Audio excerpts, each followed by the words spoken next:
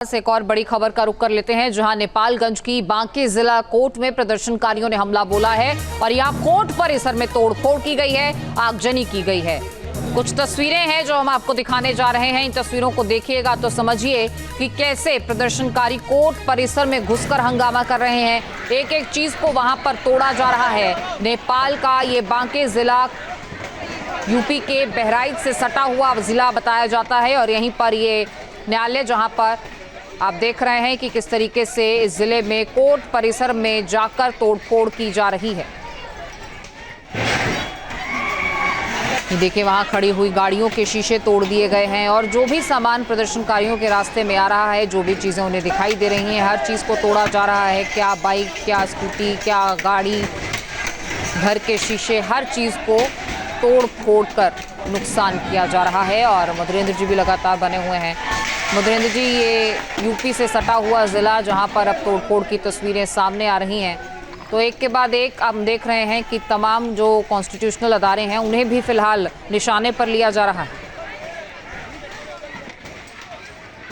या बिल्कुल, आप देखिए तो तमाम कॉन्स्टिट्यूशनल जो प्रेमाइसेस हैं, चाहे वो डिस्ट्रिक्ट हेडक्वार्टर हो, चाहे वो कोर्ट परिसर हो, चाहे वो आप देखिए तो तहसील हो, उसका हेडक्वार्टर हो, चाहे पुलिस स्टेशन हो, चाहे चौकी हो, जहां प्रदर्शनकारियों को जो भी सिंबल ऑफ गवर्नेंस दिखाई दिया, सिंबल ऑफ गवर्नमेंट दिखाई दिया, उस पर वो टूट पड़े। और इसके टूटने के पीछे कारण भी है, जिस तरह से दरअसल युवाओं को मारा गया, उन पर गोलियां चलाई गई,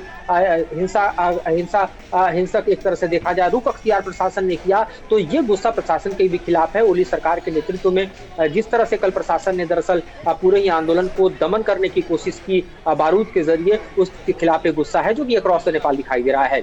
अब चूंकि ओली सरकार ने रिजाइन दे दिया है और ऐसे में गुस्सा के ठंडा होने की कोशिशें जारी हैं, लेकिन ये तभी इसको ठंडक मिल पाएगी जब कोई एक्सेप्टेबल फेस जो है वो दरअसल एक कोलिजन दे पाए। या दूसरा विकल्प सिर्फ इतना है कि राष्ट्रपति शासन को लागू किया जाए और उसके बाद कोई अंतरिम सरकार अगर हो सकता है तो संभव हो, अदरवाइज राष्ट्रपति शासन लागू और फिर चुनाव में नए मैंडेट की तरफ जाया जाए। लेकिन अभी इस वक्त आप देखिए तो बिहार हो या फिर आप देखिए तो उत्तर प्रदेश हो, तकरीबन आप समझ सकते हैं कि अक्रॉस द बॉर्डर भारत ने भी एसएसबी को अलर्ट कर रखा है। जहां भी बॉर्डर चेक पोस्ट हैं वो पूरी तरह से विजिलेंट हैं और भारत ने एडवाइजरी भी जारी की है कि जो भी नेपाल में रहने वाले लोग हैं वो सुरक्षित स्थानों पर रहें। हेल्पलाइन नंबर जारी किए गए हैं, किसी भी स्थिति में वो भारतीय दूतावास जो वहां पर हमारा हाई कमीशन है उसको संपर्क करें। इसके अलावा आप देखिए तो ये भी एडवाइजरी है कि कोई भी नेपाल को ट्रेवल ना करे। तो ये जो वहाँ की सिचुएशन है उसको एसेस करने के बाद इस तरह के निर्णय लिए गए हैं। हम जानते हैं भारत और नेपाल के रोटी और बेटी के संबंध हैं, लेकिन इन संबंधों को तार तार जो ओली ने किया है उसके परिणाम इस वक्त की स्थिति में हम देखें तो नेपाल और भारत दोनों की जनता झेल रही है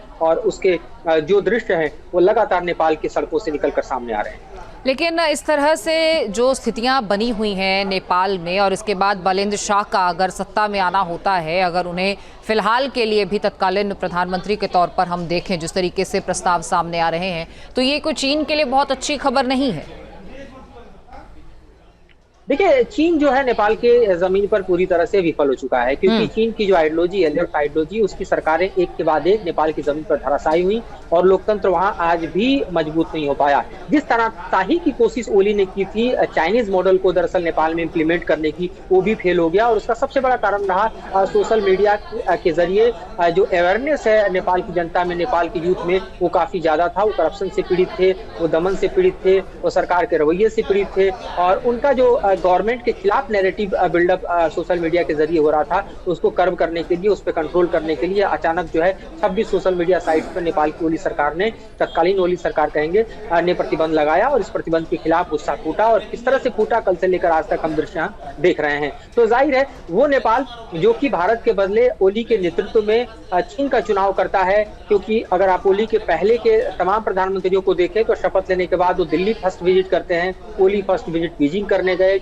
ओली आखिर हम कह सकते हैं कि नेपाल के प्रधानमंत्रियों की लिस्ट में ऐसे प्रधानमंत्री का नाम जोड़ के जा रहे हैं जिसने अपने कार्यकाल के दौरान भारत विजिट न करना एक तरह से चुना। तो ये अपने आप में भारत और नेपाल के संबंधों को भी तार करने लायक स्थिति पैदा की ओली ने, इससे भी इनकार नहीं किया जा सकता। जिस तरह से बॉर्डर कॉन्फ्लिक्ट उन्होंने क्रिएट किया, जिस तरह से एंटी इंडिया सेंटीमेंट को क्रिएट किया, जिस तरह से चीन के साथ जो है वो गलबैयां करते रहे, लेकिन उस चीन ने नेपाल का कोई भला नहीं किया। ये देखने वाली बात है कि जब चीन जो है लो लोन देना चाह रहा था नेपाल को, जी। तो ओली और उनके दरअसल मंत्रिमंडल को ये बात समझ में आ चुकी थी, क्योंकि उसी वक्त श्रीलंका कांड हो चुका था कि नेपाल भी अगर डेब्ट ट्रैप में चीन के फंसता है तो बुरी हालत हो जाएगी। तो उन्होंने डेब्ट ट्रैप को स्वीकार नहीं किया, लेकिन वो चाह रहे थे कि नेपाल को कुछ न कुछ आर्थिक मदद चीन करे। लेकिन चीन जो है वो इस तरह का देश नहीं जो आर्थिक मदद करता हो।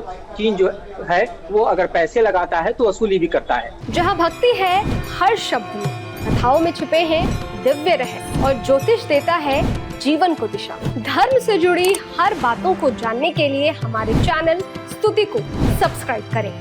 चैनल पर जाने के लिए इस लिंक पर क्लिक करें।